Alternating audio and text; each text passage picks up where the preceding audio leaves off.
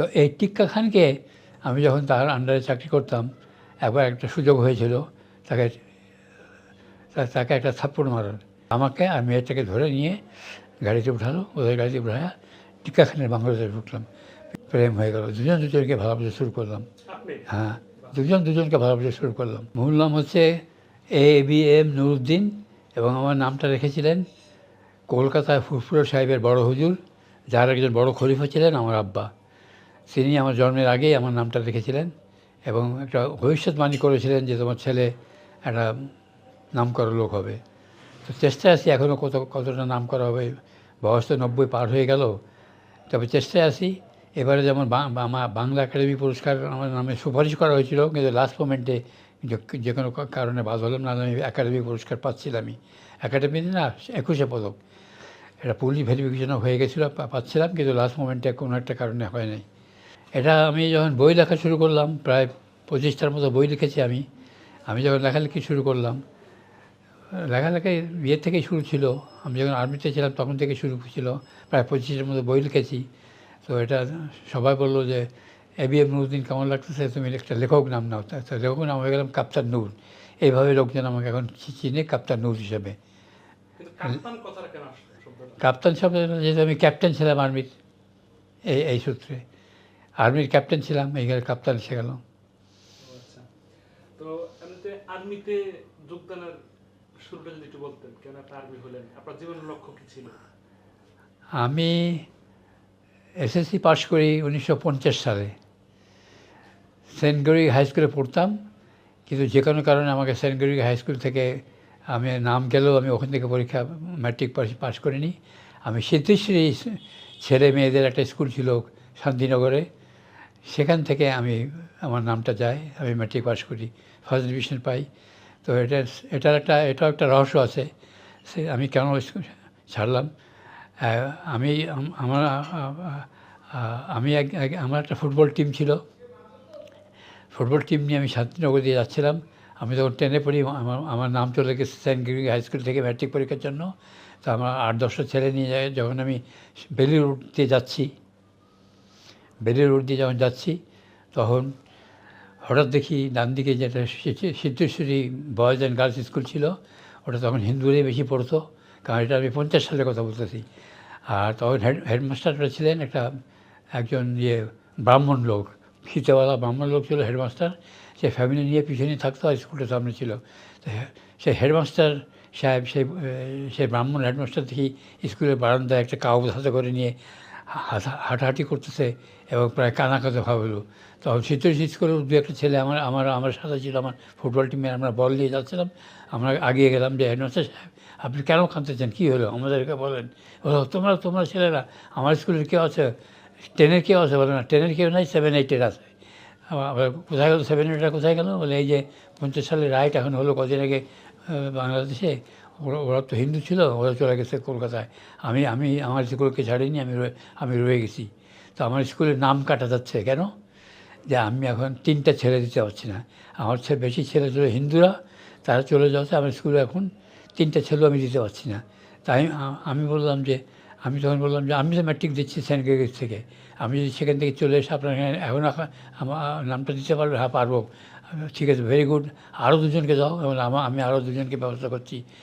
এই বলে আমি মালিবাগে থাকতাম তখন, পিছনে একটা মান্নান বলে ছেলে ম্যাট্রিক পরীক্ষা দিচ্ছিল, আর হারুন বলে একটা ছেলে আরেকটু আগে আমাদের পাড়াতে থাকতো, সেও ম্যাট্রিক দিচ্ছিল অন্য স্কুল থেকে। আমরা তাতে ওই দুজনকে রাজি করালাম যে এরকম আমাদের পাড়ার স্কুল সিদ্ধেশ্বরী, এটাকে রক্ষা করতে হবে, 3জন না হলে স্কুল রক্ষা হচ্ছে না। তখন আমরা 3জন আমাদের কাগজপত্র জমা দিলাম এই হিন্দু হেডমাস্টারের কাছে, সেখান থেকে নাম দিয়ে গেলো।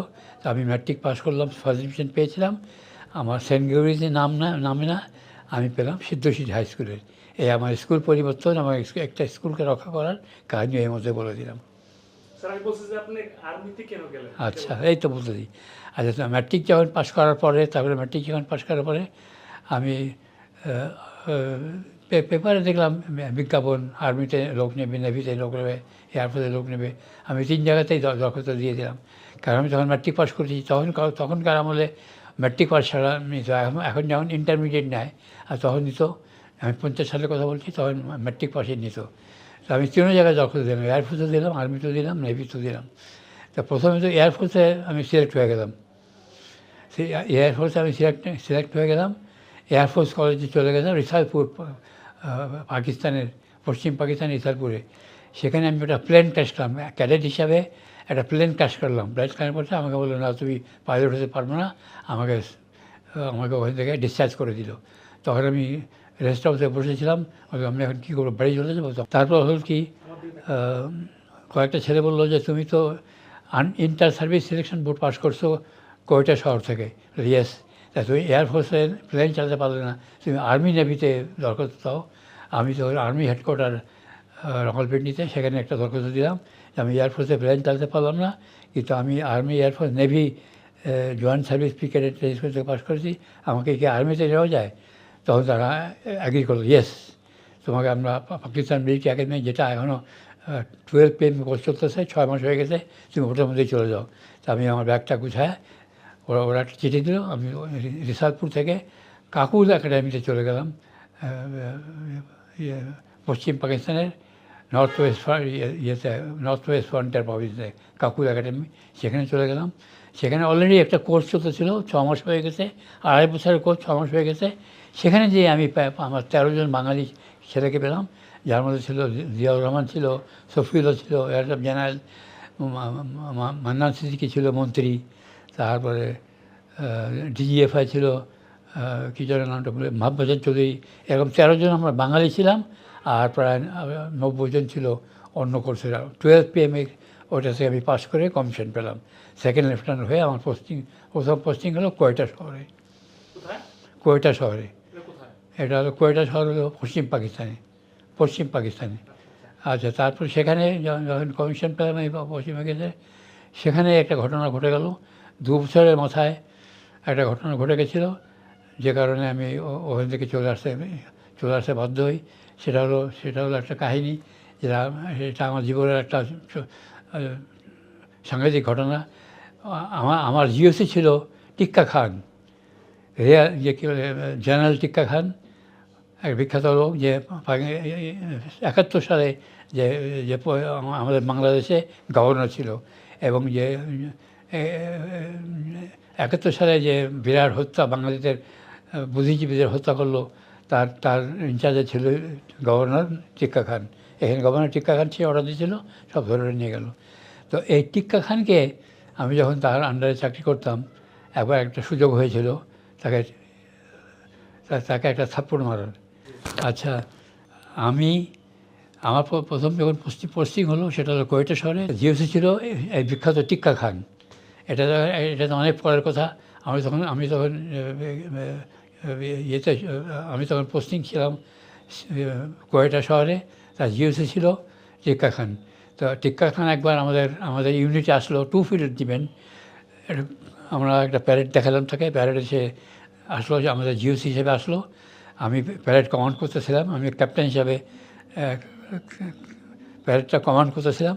তো আমার প্যারেড দেখতে সুন্দর হয়েছিল, আর আমি তখন দেখতে স্মার্ট ছিলাম। তো টিক্কা খান তার ডেরায়, তার অফিসে ফিরে যেয়েই পরদিন ফোন করলো আমার কর্নেলকে, বললো যে এই যে ক্যাপ্টেন নুরুদ্দিন, একে পাঠায় দাও, একে কালকে থেকে পাঠায় দাও আমার এখানে, আমার হবে, এডিসি হবে। তো এডিসি মানে হলো ওই জিওসির সাথে তার পিএ হিসাবে সঙ্গে সঙ্গে ঘোরা, তার গাড়ির সামনে থাকা, সব জায়গায় থাকা, ইয়েতে। তো তখন আমার তখন খাকি ড্রেস খুলে সাদা ড্রেস পরতে হলো, কারণ এডিসি যারা হয় জিওসির, তারা সব সাদা ড্রেস। তো আমি হয়ে গেলাম এডিসি, ক্যাপ্টেন হিসাবেই আমার ইউনিট থেকে চলে গেলাম জিওসির বাড়িতে বাংলোয়, সেখানে হয়ে গেলাম আমি তার এডিসি সাদা ড্রেসে। তার সাথে আমাকে ঘুরতে হতো, যেতে হতো। এডিসি মানে পিএ আর কি। সে যখন গাড়ি নিয়ে যেত, আমি সামনের সিটে থাকতাম, সে যেখানে যেত তার সাথে আমি থাকতাম। এবং এটা হলো এডিসি আপনারা দেখেছেন, স্মার্ট ছেলেরা হয়, আমাকে মানালো। আচ্ছা, তো ওখানে 3 মাসের মধ্যেই এই টিক্কা খানের ভাইরার একটা মেয়ে, তার নাম ছিল মোনালিসা, সে ম্যাট্রিক পাস করছিল, তাদের করে তার বাড়ি ছিল, টিক্কা খানের শ্বশুর বাড়ি ছিল। টিক্কা খানের ভাইরার মেয়ে, তার নাম ছিল মোনালিসা। সে ম্যাট্রিক পাস করে এসে তার খালুর বাসায় আসলো, আমি এখানে ভর্তি হব। তার বাপ পাঠাই দিয়েছে যে তার খালুর বাসায় পাঠিয়ে দিয়েছে। জিয়াউর রহমান কী নাম, টিকা খান। টিক্কা খান। টিক্কা খানে তো সে এডিসি, আমি এডিসি থাকতে ওই মেয়েটা আসলো। তারপরে সে তখন ওই মেয়েটাকেও আমাকে অনেক সময় তাকে গাড়িতে করে নিয়ে তার স্কুলে দিয়ে নিত, আসতে হতো এবং খাবার টেবিলেও একসাথে আমরা খেতাম টেতাম। আর মেয়েটার কীভাবে যেন আমরা দুজনের একটা প্রেম হয়ে গেল, দুজন দুজনকে ভালোবাসা শুরু করলাম। আপনি? হ্যাঁ, দুজন দুজনকে ভালোবাসা শুরু করলাম। তো এটা এটা শুরু করার পরে তারপরে প্রায়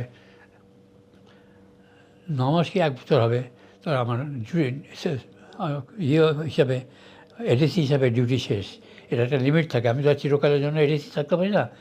আমার এডিসির ডিউটিটা শেষ হয়ে গেলো, আমাকে বলা হলো এখন ফিরে যেতে, আমার ক্যান্টনমেন্টে ফেরত যেতে। আচ্ছা, আমি যখন ক্যান্টনমেন্টে ফেরত যাব তখন মেয়েটা এসে আমার কাছে কান্নার কথা হলো যে ক্যাপ্টেন সাহেব, আপনি তখন চলে যাচ্ছেন, তারপরে আমার কথা ভুলে যাবেন। ভুলে যাবেন? আমি ভুলবো না, আমি কিছুতেই ভুলবো না। আমি তো কদিন পরে মেজর টেজর হয়ে যাব, আমি তোমাকে ডেফিনেটলি বিয়ে করবো। আর আমি আমার ইস্ট পাকিস্তানে আমার আব্বা আম্মা বেঁচে আছেন, তাদেরকে আমি সব কাহিনী বলেছি, তো আমার ছবিটুকু পাঠিয়েছি। বলে না, আমি এগুলি বিশ্বাস করি না। সাধারণত দেখা যায় দূরে চলে গেলে একজন আরেকজনকে ভুলে যায়। তুমি কী করতে চাও?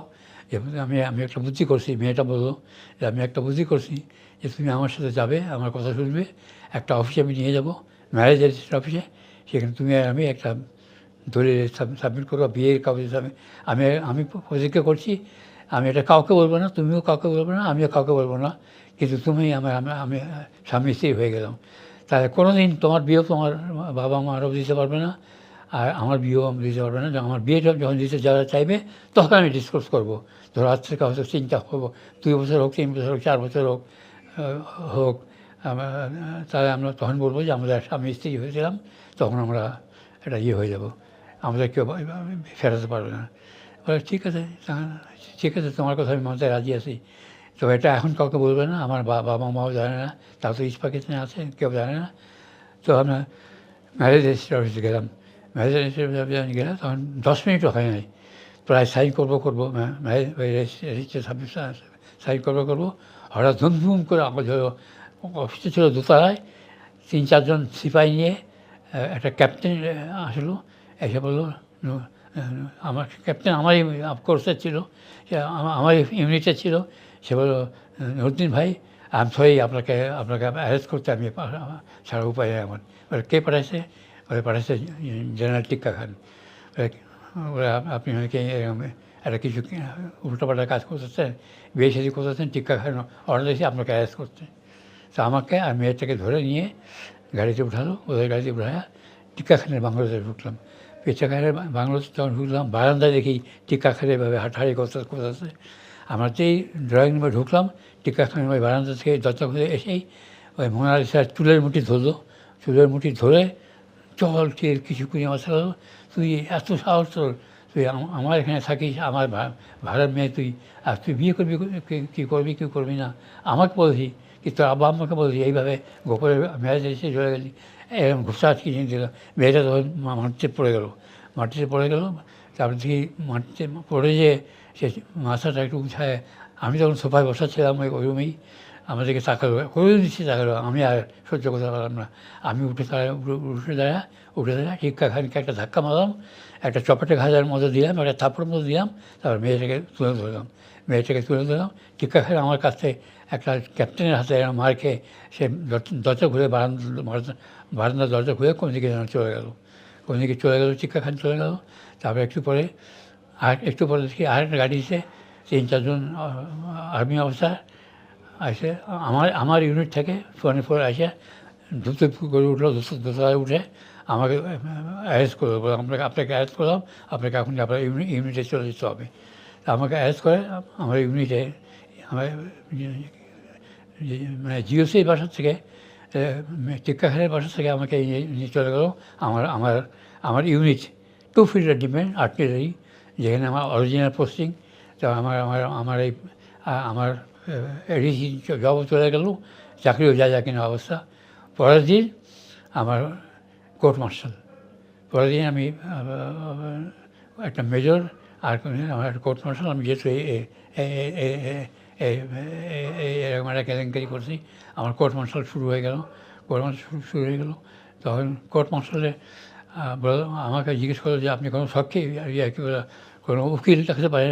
আমাদের আর্মিতে উকিল না, যে কোনো আর্মি অফিসারকে আপনি চাইতে পারেন, এই আর্মি অফিসার আপনার উকিল হয়ে আপনার পক্ষে করবে। আপনার কোনো ক্যাপ্টেন মেজর আছে? আমি বললাম এটা ইয়েকে থাকেন, কোয়েটা শহরে তখন পোস্টিং ছিল, তখন বাংলাদেশ না পাকিস্তান, তখন পাকিস্তানের প্রেসিডেন্ট ছিল তো ইয়াহিয়া খান তখন প্রেসিডেন্ট বাংলাদেশের। তার দুটো ছেলে ছিল, দুটোই আর্মিতে যোগদান করেছিল। একটা গহর আয়ুব, সে ব্রিগেডিয়ার হয়েছিল, স্পিকার হয়েছিল পাকিস্তানের, সে ছিল। আর ছিল আখতার আয়ুব, সেও পরে কর্নেল হয়েছিল। এরা দুজনেই কয়টা পোস্টিং ছিল অ্যাজ এ ক্যাপ্টেন পোস্টিং। আমি বললাম যে ক্যাপ্টেন আয়ুব, গহর আয়ুবকে অথবা তার ভাই আখতার আয়ুবকে ডাকেন। তো ওরা ফোন করলো, কোয়েটা শহরে তারা ছিল। আখতার আয়ুব বলে ইয়েস, ক্যাপ্টেন আমার ফ্রেন্ড আমাদেরকে রক্ষা করছিল টর্চার থেকে। ওরা আমার এক কোর্স নিচে ছিল, পাকিস্তান মিলিটারি একাডেমিতে ওরা এক কোর্স নিচে ছিল। ওরা যখন আসছিল আমি ওদেরকে রক্ষা করছিলাম, টর্চার করতো। তখন যখন ওরা ঢুকছিল ওদেরকে টর্চার করতো ইয়ারা, তো ওরা আমি তাকে রক্ষা করছিলাম। কোর্ট মার্শালে যে আমাকে বিচার করতেছিল যে কর্নেল, তাকে আমি বললাম আপনারা আমার উকিল হিসাবে ক্যাপ্টেন আইদার গহর আয়ুব অথবা তা হয় আখতার আয়ুব এটাকে আনতে পারে, গহর কিংবা আখতার, যে কোনো একজনকে।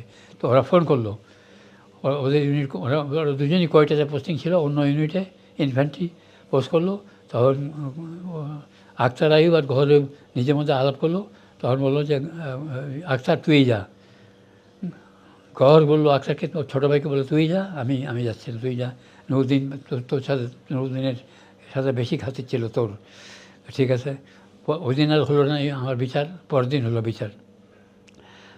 ক্যাপ্টেন আমার বিচার উকিল হলো আখতার আয়ুব এসেই বললো আপনারা যে ক্যাপ্টেন নুরুদ্দিনের বিচার করতেছেন, তো ওই সাক্ষী কই? তার বিরুদ্ধে সাক্ষী রাখবে? টিক্কা খানের কী বলে যেন ভাড়ার মেয়ে, সে তো এখানে সাক্ষী দিতে নাও তো আসতে পারে। সে তো আমাদের কাছে বলে এটা কোনো নিয়ম হলো না, এখানে এসে তাকে সাক্ষী দিতে হবে। অথবা আর অন্যান্য সাক্ষী বা কী আছে? সে যে টিক্কা খানকে গায়ে হাত তুলছিল সেটা প্রমাণ চাইতো। তখন তারা আমতা করে ফোন করলো ওখানে ইয়ের কাছে, টিক্কা খানের কাছে, যে এরকম আমরা বিচার করতে পারতেছি না, একটা সাক্ষী লাগবে, তো আপনার ইয়েকে দিতে হবে, ওই আপনি তো আসবেন না, আপনি কি কোনোভাবে আপনার ইয়েকে ভাইরার মেয়েকে পাঠাতে পারেন? বলে ঠিক আছে, ওকে আমি পাঠিয়ে দিয়েছি। একটা গাড়ি করে ওরা ওই ভাইরার মেয়ে, মানে যার সাথে আমার প্রেম ছিল, মোনালিসা, তাকে পাঠিয়ে দিল। আচ্ছা, তাকে পাঠিয়ে দিল। মোনালিসা কালো বোরখা পরে আসলো, আমার দিকে তাকালো, তারপরে চুপচাপ সাক্ষীর ইয়েতে উঠলো। কর্নেল জিজ্ঞেস করলো এনাকে চিনো? আমি চিনি, আমার আব্বার এডিসি ছিল, আমরা গত প্রায় 6 মাস হয়ে গেলো একসাথে এক টেবিলে খেয়েছি, একসাথে ঘোরাঘুরি করছি, ওনার ডিউটি করতে আমি চিনেছি, ওনার সাথে আমার বন্ধুত্ব হয়েছিল। এবং তারপর বললো তুমি নাকি ওকে বিয়ে করতে নিয়ে গেছিলাম? হ্যাঁ, গেছিলাম। সেটাও সে বললো। আচ্ছা, সেটাও সে বললো। এনিওয়ে তারপরে কোর্ট থেকে মোনালিসাকে জিজ্ঞেস করলো যে তুমি কি ওনাকে বিয়ে করতে চাইছিলাম? বলছে বললো হ্যাঁ, আমরা প্রেমে পড়ছিলাম, বিয়ে করতে চাইছিলামও, এবং এখনও সুযোগ পেলে করবো।